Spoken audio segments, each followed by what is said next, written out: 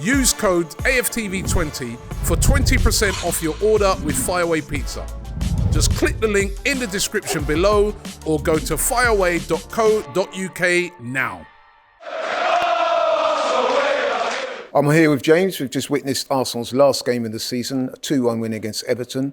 Unfortunately, it's not the win that will propel us to the title because City took care of business. But your overall thoughts on today and your reflection on the season as a whole? Yeah, let's talk about the season. On the game, I don't think we were great. But put that aside. We won. We got our win. And actually our goal came in. It went in just as we thought West Ham would pull one back for 3-2. And then you sort of never know. It was funny, actually. The minute we had the ball in the back of the net, they sort of, West Ham were looking like getting something. But Man City are just... We were sort of talking, you had a really good debate with Sessa around, are we a better team? Can you finish second and say you're better than who finished first? And I largely agree with you.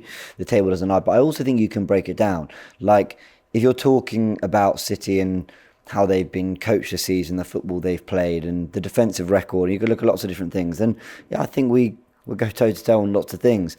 But how good a football team you are is also dependent on, guess what, the players, the individuals. And you saw Phil Foden in the second minute of the game, just rifle one into the roof of the net.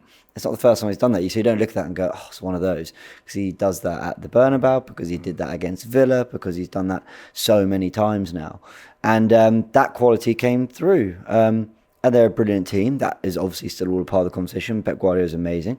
And they've won 4. So, let's not be bitter. Let's congratulate Man City. Champions, and deservedly so. But I think if we'd won it today, I think we would have been deserving champions. And I think that's probably the best way to sum up that. I think for our efforts this season, we've been brilliant. There are things to improve. And we've got plenty of time in the coming weeks to talk about all those things.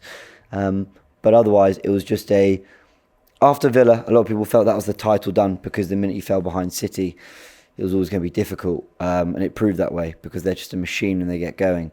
You've actually preempted my question, which is you're coming onto it nicely, but I was going to say, where do you think it was lost, if indeed it was lost, or whether City were just too good? Well, you could look in lots of ways. You shouldn't drop points at home to Fulham when you're 2-1 up against 10 men. And you fought well to get back. Okay, you shouldn't lose back-to-back games against West Ham and Fulham in November. In December. What's so funny is if we'd drawn those games, we'd be champions. Yeah. So and at the time, those 2 draws in a row would have felt like terrible results. And actually, I say that it doesn't really work like that, is it? Because City probably would have known that they needed to win somewhere else. So I don't know. Football's fun, isn't it? No, but it's funny you should say that because if you look at the table, there's a 2-point difference.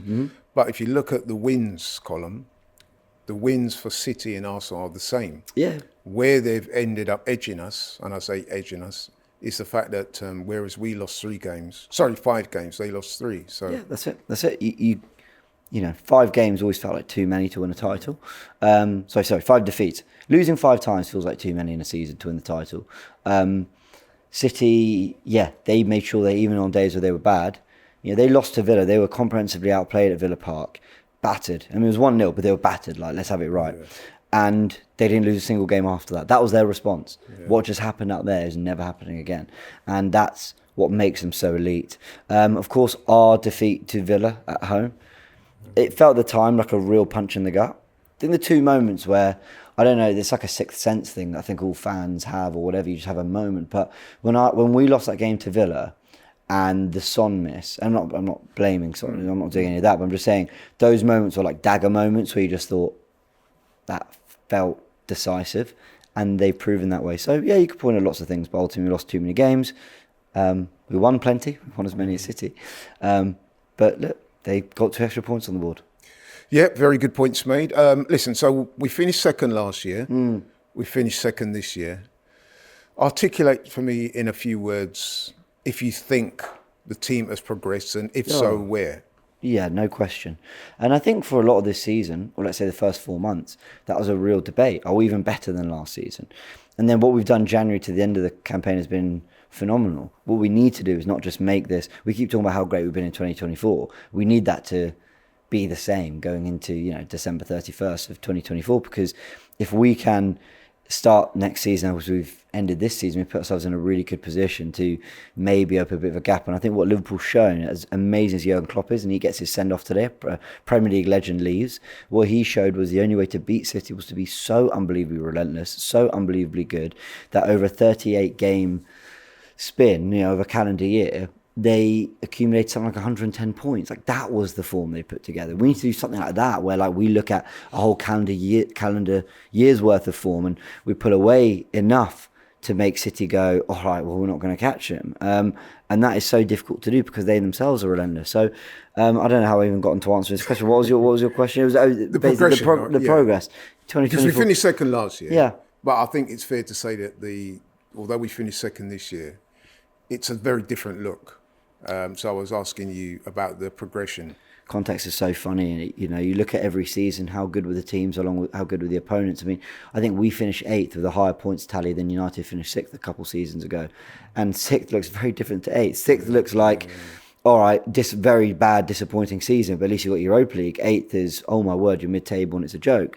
So I'm not having a pop at United when I say that. That was the perspective on it. Now, what I'm saying is, second last season, but we fell away. They played the last 3 games as champions. At least today, we made them have to do it.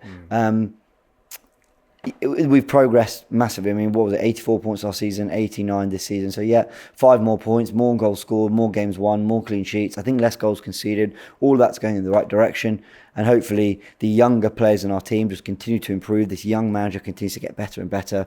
He's going toe-to-toe with, in my opinion, the greatest manager of all time. I wouldn't disagree with that. And that's quite a task. But I believe he can do it one day. Yep. Let's talk about some of the players, shall we? Over the course of the season, we've seen some outstanding performers. Who would you say are your top performers for Arsenal this season? And give me your player of the season. I know it's a little bit raw, it's a bit hot off the press, but yeah, who do you think? I think Saka's work, even when he's not been at his best, has been phenomenal. Because what he did was find a way to be efficient and provide output, even when he wasn't at his most lightning best on the wing. He deserves a shout out. Martin Odegaard for 2024 has been unbelievable. Kai Havertz showed up in this run-in big time. Declan Rice, Saliba, Gabriel feel like they were the platform for everything we did good this season in terms of staying in this race massively.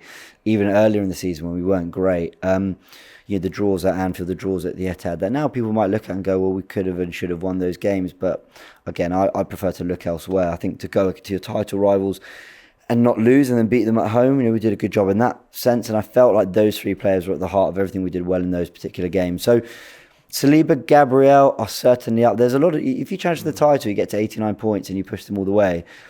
You've had a lot of very, very good performers. When you look at Gary Neville and Jamie Carragher's team of the season, the amount of players who make it, it tells you they were brilliant. But I want to give it to Declan Rice just slightly. I think the last few games he's not been at his absolute best, to be fair to him.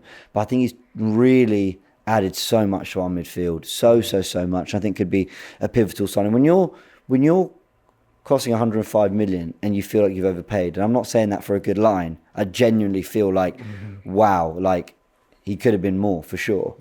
Then and you're rising to that just shows how brilliant he's been. Absolutely, his stock has definitely risen. One final question: The season's ended, the post-mortems are going to start. One of the first things that fans tend to do now that the season's done, they're actually projecting forward and they're identifying areas of where the team could be strengthened. Just quickly, because I know, that is a conversation that opens up a whole can of worms. But give me a few positions or a few players you feel that could strengthen this team. Okay, quickly, a defender. Ideally a left-footed left-back in the mould of the way we've been playing with White, whatever. But let's see, a midfielder who's a proper all-action midfielder, can be creative, just does everything in the game. Not easy to find. And a forward that is going to bring goals, is going to have moments of quality. Some people suggested Guimaraes and Kudus, and they're great to look at, and then they're going to cost probably 160 million combined. But that's where I'd be looking. And I just want to end by saying this. I ended last season feeling like I needed the summer break. I was just exhausted and I thought, okay, my word, that was a painful end. I'm ending this season thinking, show me the fixtures, let's see who we've got, and August. And you never wish time away. Never wish time away, people, especially when your team's this good. And okay, they didn't get it done, but I'm ready to go again. And I'll end on that. So whoever comes, I believe they'll be capable of doing that.